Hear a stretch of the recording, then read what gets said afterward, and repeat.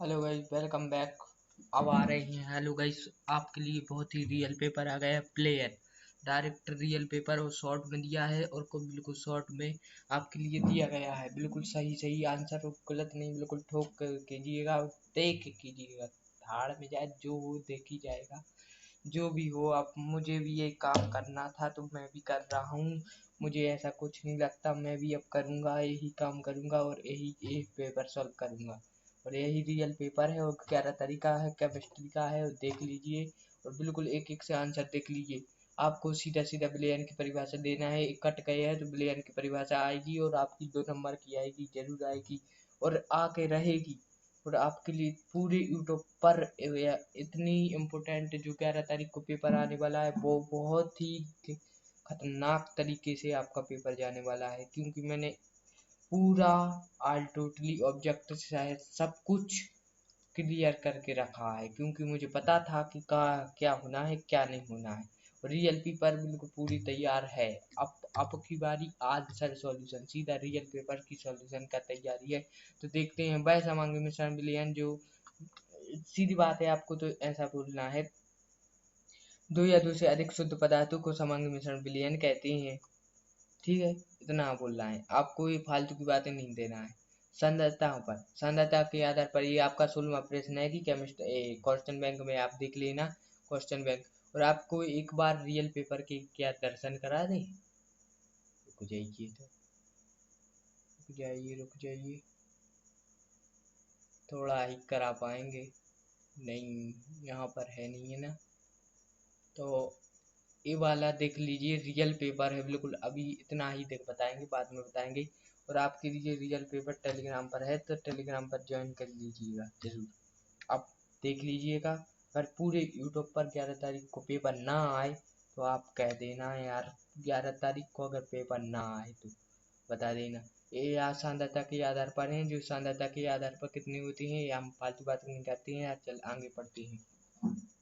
तो वह समांगी मिश्रण जिसमें दो या दो से अधिक शुद्ध पदार्थ होते हैं उन्हें विलयन कहते हैं। ये वाला नहीं देखना है आपको, ये वाला भी सही है और आपके लिए सरल वाला भी सही है। सांद्रता के आधार पर विलयन निम्न प्रकार के होते हैं, ये तो आपको पता ही। तो सांद्रता के आधार पर विलयन निम्न प्रकार के होते हैं, तो अपन को बता देना है। वे विलयन जिनमें विलय की मात्रा अत्यधिक होती है सांद्र विलयन कहलाते हैं। क्या कहलाते हैं? वे विलयन जिनमें विलय की मात्रा अत्यधिक होती है, किसकी? विलय की मात्रा अत्यधिक होती है, सांद्र विलयन कहलाती है। आपको जरूर बिल्कुल शॉर्ट में आंसर देना है। वे विलयन जिनमें विलय की मात्रा अत्यधिक होती है उन्हें सांद्र विलयन कहते हैं। और तन विलयन वे विलयन जिनमें विलय की मात्रा अधिक होती है उन्हें तन विलयन कहते हैं। डायरेक्ट बता देना है। संतृप्त विलयन ठोक कर बता देना है, पेपर में उसके बाप के बाल बन जाए, सीधे बाप के, ऐसा बताना है। डराना नहीं है बिल्कुल, जो लिखना आता है जैसी भी राइटिंग हो, कोई भी वो बात नहीं है। जैसी भी राइटिंग हो सब लिख देना है, बिल्कुल फोड़ देना है, तोड़ देना है। वो तो नंबर आपके बाप को देना पड़ेगा, ऐसा लिखेंगे अगर आप तो फिर आप देख लेंगे।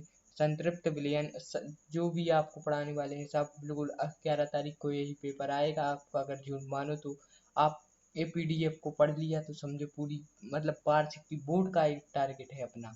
अपना ये छोटे मोटे त्रैमासिक के नहीं रहते हैं कभी टारगेट, समझ गए ना। ये छोटे मोटे नहीं रखते अपन, क्योंकि अपन बड़े रखते हैं, इसलिए अपन बड़े रखेंगे। तो प्लीज़ चैनल को सब्सक्राइब करें। चैनल को आप सब्सक्राइब के जितने जल्दी करेंगे उतने ही जल्दी आपका कंटेंट और सब कुछ करा देंगे बिल्कुल क्लियर। ऐसी पीडीएफ है, ऐसी पीडीएफ है कि मैं बता नहीं सकता हूँ कैसी पीडीएफ। बहुत खतरनाक पीडीएफ है भाई साहब। मैंने भी पढ़ी जब, तो मुझे भी लगा कि मैंने क्या देखा भाई साहब। ये बहुत खतरनाक पीडीएफ डायरेक्ट याद होते हैं। संतृप्त विलयन किसे कहते हैं, तो ऐसे ही आ गया तो आपने ऐसे ही बोल देना है। वे विलयन जिसमें निश्चित ताप पर विलय की मात्रा और अधिक नहीं घुली जा सकती उन्हें संतृप्त विलयन कहते हैं। और वे विलयन जो असंतृप्त विलयन बिल्कुल तुरंत तरीके इसमें आ जाएगा यार। असंतृप्त विलयन वे विलयन जिनमें निश्चित ताप पर विलय की और अधिक मात्रा घोली जा सकती है उन्हें असंतृप्त विलयन कहते हैं। मुझे तो मन में याद है यार, तो मैं तो बोलता जा रहा हूँ। मुझे तो नींद आ रही है, तो मैंने सोने का मन है तो एक वीडियो बनाकर मैं सो जाऊंगा। और इतनी खतरनाक की पीडीएफ लेके आऊंगा अगली बार कि देख के चौंक जाऊंगी, क्योंकि ये भी बहुत ही इम्पोर्टेंट है। आपको एक पेटर एक एक अध्याय तो पूर्ण करना है, क्योंकि ये 100 में से 100 मार्क्स दिला के रहेगा। तो आपको सांद्रता अति संतृप्त विलयन भी कहना है। तो वे विलयन जिनमें निश्चित ताप पर विलय की मात्रा संतृप्त विलयन की अपेक्षा अधिक होती है उन्हें अति संतृप्त विलयन कहते हैं। यहाँ पर हमें तो भाई साहब डायरेक्ट याद होता है सीधा, क्योंकि अपन लोग याद करेंगे तो याद होगा ना, इसलिए मैंने अभी तक कुछ नहीं पढ़ा है। और अब अभी तक जैसे कि आप क्लास में है तो 12th में है, तो वैसे ही सभी लोग 12th में है, जितने भी यूट्यूबर हैं वो वीडियो बनाते हैं तो 12th में है, इसलिए जोरदार तैयारी है। बिल्कुल मेरे नोट्स हैं, ये मेरे ही है, मेरी क्लास में मैंने मैम से पूछ पूछ के बनाया और मेरे सबसे छानबीन के साथ मैंने ये नोट्स तैयार किए हैं, और ऐसे किए हैं कि ये प्रश्न में फंसते ही हैं, चाहे कहीं हो चाहे कुछ भी हो, कि रियल पेपर के पाप को फेल करें ही। तो देख लीजिए विलयन की चैनल था, तो प्लीज़ चैनल को सब्सक्राइब करें, अगर ना आए चैनल को तो फिर बात कहना हो। चैनल को सब्सक्राइब जरूर करें, एक सब्सक्राइब करें और कुछ ना करें, सिर्फ सब्सक्राइब करते हैं कर दीजिएगा, सॉरी, और जो गलती हो तो क्षमा करना। तो विलयन की सांद्रता को व्यक्त करने की विधियां निम्न प्रकार की। मूलरता मूलरता मूलरता तो आपको बचपन से याद होगी यार, मूलरता किसी को याद नहीं है। किसी विलयन में 1 लीटर विलयन में उपस्थित विलय के मोलों की संख्या को डायरेक्ट याद करो, मोलों की संख्या को, किसको, मोले की संख्या को डायरेक्ट याद करो, कहलाती है, इसे एम से प्रदर्शित करते हैं। पर एम बराबर हो जाएगा विलय का ग्रामों में भार बटे, ये भार लिखा है ना, ये भार होना चाहिए, ग्रामों में भार होना चाहिए, विलय का अणुभार बटे विलयन का लीटर में आयतन। ये विलयन का आयतन लिखा है तो यहाँ पर लीटर में आयतन होना चाहिए। m बराबर w बटे m b into b into 1000। तो हम देख लेते हैं, इसकी इकाई मोल लीटर है और ग्राम मोल लीटर है। फॉर्मूला किसे कहते हैं, किसी विलयन में 1 लीटर विलयन में उपस्थित विलय ग्राम, तो इस पर बहुत ही ध्यान देना है, ग्राम सूत्रों की द्रव्यमानों की संख्या को, ये आपको सिर्फ इतना ही याद रखना है, ग्राम सूत्रों की द्रव्यमानों की संख्या को फॉर्मूला कहते हैं, इसे एफ से प्रदर्शित करते हैं। डायरेक्ट आपको जवाब दे देना है, ये वाला भी आपको कर लेना है, करना हो तो, नहीं तो नहीं रहने देना, कोई बात नहीं, उससे कुछ नहीं होता, वहीं के वहीं बन जाता है। ग्राम तुल्यांकों की संख्या ऊपर लिख देना और खत्म कर देना, बस इतना ही तो बात है। चलो आगे बढ़ते हैं अपने क्वेश्चन की ओर, आगे भी बहुत सारा दिया है, देख लीजिए, ये वाला आपके लिए बहुत ही सरल तरीके से इम्पोर्टेंट क्वेश्चन है यार, आप देख लीजिए। मूलरता फॉर्मूला ये पढ़ लेते हैं हम, थोड़ा निर्मलता। किसी विलयन के 1 लीटर में अवस्थित विलय की ग्राम तुल्यांकों की संख्या को निर्मलता कहते हैं, इसे एन से प्रदर्शित करते हैं। तो हम दिमाग में ठोक के जाएंगे, आपके बिल्कुल ठोक के जाएंगे कि कैसी है। तो किसी विलयन के 1 लीटर विलयन में उपस्थित विलय के मोलों की संख्या, सब लोग बिना देखे बोलना, किसी विलयन में के 1 लीटर विलयन में उपस्थित विलय की मोलों नहीं, मोलों की संख्या नहीं, ग्राम तुल्यांकों की संख्या, इधर अंडरलाइन कर लिया जाए, ग्राम तुल्यांकों, ध्यान देना मेरी बात पे, समझ रहे हो ना। एक किसी विलयन के 1 लीटर विलयन में उपस्थित, नहीं सॉरी, किसी विलयन के 1 लीटर में उपस्थित विलय के ग्राम तुल्यांकों की संख्या को निर्मलता कहते हैं। क्या कहते हैं, ग्राम तुल्यांकों की संख्या को निर्मलता कहते हैं, इसे एन से प्रदर्शित करते हैं, और डायरेक्ट इसका लिख देना, एन बराबर विलय का ग्रामों का भार बटे विलय का ग्राम तुल्यांक भार इंटू विलयन का लीटर में आयतन। डायरेक्ट इतना लिख देना है, इतना ही लिखने में आपका बिल्कुल फर्स्ट नंबर आएंगे, 100 नंबर आएंगे, बिल्कुल आपके 70 नंबर आएंगे। प्रैक्टिकल में भी आपको यही करना है, क्योंकि 100 नहीं चाहिए अपन लोगों को, 100 चाहिए है, 70 नहीं चाहिए, सॉरी कहने में गलती हो गया था, तो रात चल रही है ना, तो इसलिए। मूलरता, मूलरता आपको बता, ये नहीं, ये मूलरता थी ए वाली, और ए अब मूलरता है। तो किसी विलयन के 1000 ग्रामों में 1 किलोग्राम या 1000 ग्रामों में विलायक में उपस्थित विलय की मूलों की संख्या को, अभी अपन ने क्या बताया था, विलय के मूलों की संख्या को, अब इसमें क्या करना है आपको, विलय के मूलों की संख्या को मूललता कहते हैं, इसे स्मॉल एम से प्रदर्शित करती है। मूल प्रभाज भी आपका सबसे बेहतरीन इंपोर्टेंट क्वेश्चन है, विलयन के किसी घटक का सभी मूलों को प्रभाज का, आपको सीधा बता रहा हूँ, ये वाला भी आप याद कर सकते हैं या ऐसा भी कर सकते हैं कि विलयन के किसी घटक के सभी सभी घटकों के मूलों की संख्या या कुल मूलों की संख्या के अनुपात को मूल प्रभाज कहते हैं। डायरेक्ट ऐसा भी कर सकते हो आप, और ऐसा चाहे तो आप ऐसा भी कर सकते हो, ये भी बहुत भी इम्पोर्टेंट है, या आपको सरल करना है तो आप मेरी भाषा में भी कर सकते हो। मैं तो ऐसे ही कहता हूँ कि अपनी भाषा बनाता हूँ, खत्म कर देता हूँ साला। ठोक के करता हूँ, थोड़ा ही ऐसा होता है। ये वाला देखिए, ये वाला किसी के यहाँ नहीं होगा ऐसा रजिस्टर जैसा मेरे पास है। इतना ही बहुत एक ही बार में याद होता है। पीपीएम प्रति मिलियन पार्टस की विधि है। तो जब बिलियन का बहुत कम, सीधी बात है, जब बिलियन बहुत कम मात्रा में होता है तो उसमें उपस्थित सांद्रता में पीपीएम सांद्रता को पीपीएम में व्यक्त करते हैं। डायरेक्ट आपको बता देना है। ठोक के मेरे चैनल को सब्सक्राइब कीजिएगा। तुम्हें यार कर दे यार, प्लीज सब्सक्राइब करना है यार भाई यार, तुम लोग करते नहीं हो यार। तो मेरा वीडियो बनाने को नहीं होता, मैं वीडियो नहीं बनाता, इसलिए फिर वीडियो बनाता हूँ। मेरे पास हर चीज़ है, मैं हर चीज़ है, पीसी से लेकर हर चीज़ है, फिर भी मैं वीडियो नहीं बनाता क्यों। और आपके लिए ऐसे ऐसे नोट्स, जीपीएस सॉल्यूशन सब कुछ तुरंत मिल जाएगा, क्योंकि मैं ये कामों में फर्स्ट रहता हूँ। इन कामों को मैं करता ही रहता हूँ। इसलिए आपको जो भी तकलीफ हो, जो भी, और वार्षिक के पेपर तो आपको यहीं पर मिल जाएंगे। थोड़ी इधर मध्य बोलना पड़ता है। यहाँ पर एक गांव है, पागल गांव है, इसलिए ऐसे के जैसा है, इधर मध्य बोलना पड़ता है।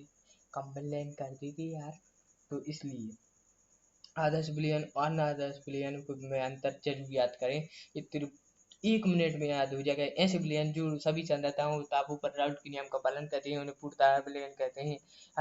पूर्णतः आदर्श विलयन कहते हैं। ऐसे विलयन जो सभी संरचनाओं के टापू पर राउट के नियम का पालन नहीं करते हैं उन्हें अनादर्श विलयन कहते हैं। ऐसे इसके बनाने पर एंथैल्पी में परिवर्तन शून्य होता है। इसके बनाने में एंथैल्पी में परिवर्तन शून्य नहीं होता है। बनाने में इसके बनाने में आयतन में परिवर्तन होता है, अर्थात v बराबर 0। इसके बनाने में आयतन में परिवर्तन नहीं होता है, अर्थात v बराबर 0 नहीं। डील v बराबर, आपको ये डील बराबर लिख देना है धड़ाधड़। और उदाहरण के लिए लिख देना है। आपको एक ही उदाहरण कर लिया तो आपका काम बन जाएगा। बेंजीन बराबर 2 लियन, या हेक्सीन हेप्टीन, या एथिल ब्रोमाइड क्लोराइड। आपको इतना लिख देना है H2SO4 या प्लस H2O। आपको ये भी लिखना है विलयन के आयतन में अवयवों के आयतनों का योग। आपको पहले करना है विलयन का आयतन, फिर विलयन के आयतनों का योग डायरेक्ट करना है, ओके बराबर होता है। तो कर लो यार, तो तुम्हारा जिंदगी लाइफ बन जाए यार भाई लोग। विलयन का आयतन अवयवों के आयतनों के योग के बराबर होता है। ये आपकी पीडीएफ टेलीग्राम पर हो जाएगी, तो टेलीग्राम को ज्वाइन कर लें। एक एक से बिल्कुल सभी हेनरी का नियम देख कर चौंक जाओगे यार, ऐसा बनाया है इसने। हम तो चौंक गए थे देख के। ऐसा नोट्स मैंने लिखा है कि तेरे पापा जी ने लिखा होगा, तुम्हारे नहीं, सॉरी गाइस, आपके नहीं बोल रहे, मतलब सर के पापा जी ने नहीं लिखा होगा। उनकी इतनी हिम्मत नहीं होगी कि वो नंबर काट दे, इसलिए बोल रहा हूँ। सन 1803 में गैसों की द्रव्य में विलायता और दाब के प्रभाव की मात्रात्मक अध्ययन की। डायरेक्ट याद करना। 1803 में, सन 1803 में गैसों की द्रव्य की विलायता के लिए दाब के प्रभाव के लिए एक नियम मात्रात्मक अध्ययन किया, एक नियम प्रतिपादित किया, जिसे हेनरी का नियम कहते हैं। इस नियम के अनुसार कि नियत दाबों पर गैसों की द्रव्य के निश्चित आयतन में उपस्थित द्रव्यों के गैसों की विलायता पर लगाए गए दाब के समानुपाती होता है। इतना ही बोलना है आपको। एम अनुक्रमानुपाती लिखना है। एम की जगह पर एक अनुक्रमानुपाती चिन्ह हटे हो तो एक आ जाए के एच पी के एच हेनरी का स्थिरांक है। यार इतना सरल कुछ पे नहीं बनेगा यार। ठोक के बोलिएगा, ठोक के बिल्कुल कूद डालिएगा, बिल्कुल पूरा फोड़ डालिएगा। हेनरी का नियम है, हेनरी का। और अंक क्वेश्चन टूल हेनरी के अनुप्रयोग नहीं आना है आपकी, तो आपने लिखना है। ए भी नहीं लिखना, ए आना है, ए तो आपके लिए आना है। गहरे समुद्र में खोताखोरी करते समय श्वसन के लिए संपीड़ित वायु का उपयोग किया जाता है। संपीड़ित वायु को O2 से अतिरिक्त एंटी में भी कहते हैं। ठीक है, तो अब धनात्मक विचलन और विचलन भी कहते हैं, विलयन भी कहते हैं, ध्यान देना इन बात पे। विलयन का वाष्प दाब राउल्ट के द्वारा परिकल्पना का मान अधिक होता है, विलयन का वाष्प दाब राउल्ट के द्वारा परिकल्पना का मान कम होता है। ये आपको बता देना है। फिर दूसरा आपका ये आ जाता है। इस प्रकार के विलयन में को बनाने में ऊष्मा आवेशित होता है। इस प्रकार के विलयन बनाने में ऊष्मा आवेशित उत्पन्न होती है। ये बता देना है आपको। ये आगे के क्वेश्चन है, पूरे आंसर, पूरे रियल पेपर के आंसर बिल्कुल फोड़ के बचा के देना है। बिल्कुल बिल्कुल शॉर्ट में है, और वो भी प्रश्न बैंक के हैं। और प्रश्न बैंक में से एक भी क्वेश्चन इधर का इधर हो जाए तो आप नाम बदल देना और यूट्यूब को चैनल को अनसब्सक्राइब कर देना प्लीज। पर चैनल को सब्सक्राइब करें। चैनल की कम सब्सक्राइब देख कर ये मत समझना कि चैनल में दम नहीं है। समझ जाना।